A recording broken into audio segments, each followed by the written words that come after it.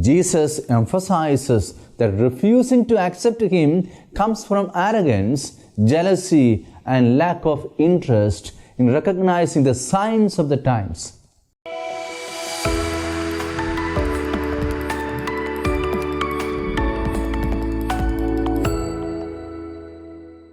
We may be familiar with very young children manipulating their parents or caretakers to give what they want.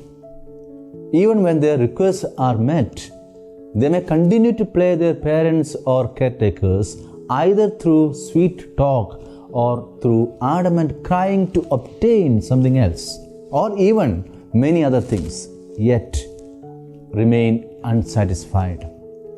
There is either unwillingness to go the best way parents treat them, or their desire to have their own way of dismissing the parents or caregivers. In today's Gospel, we have the parable of children playing the flute and mourning. The parable of the children probably illustrates the traditional roles in Near Eastern customs. In these customs, boys or men joyfully dance at weddings, while girls or women express their grief at funerals.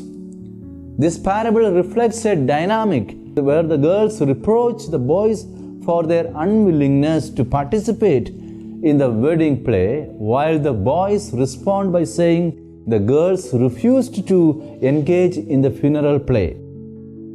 Jesus conveys how people looked at John the Baptist and himself in the context of this parable.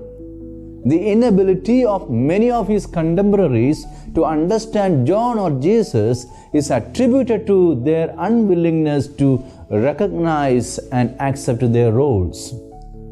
They discredit Jesus as a glutton and drunkard because he associates with sinners and tax collectors. They also failed to understand John the Baptist, who lived a completely opposite lifestyle, being ascetic and fasting. Yet they labeled him as possessed by a demon, akin to the modern understanding of mental disability. Jesus emphasizes that refusing to accept Him comes from arrogance, jealousy, and lack of interest in recognizing the signs of the times. If his contemporaries had been more attentive and willing to listen, their lives could have been transformed, much like those of Zacchaeus, Mary Magdalene, or Saint Augustine. As we await the Lord during this Advent season, it is a great time to reflect.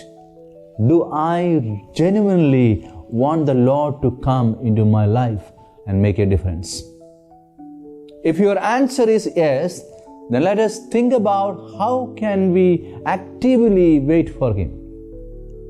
By engaging attentively in the Scriptures, participating in the Holy Eucharist with love and devotion, and persevering in prayer practices. And if you feel you have not started this journey yet, there is no better moment than now. Let us embrace this season together.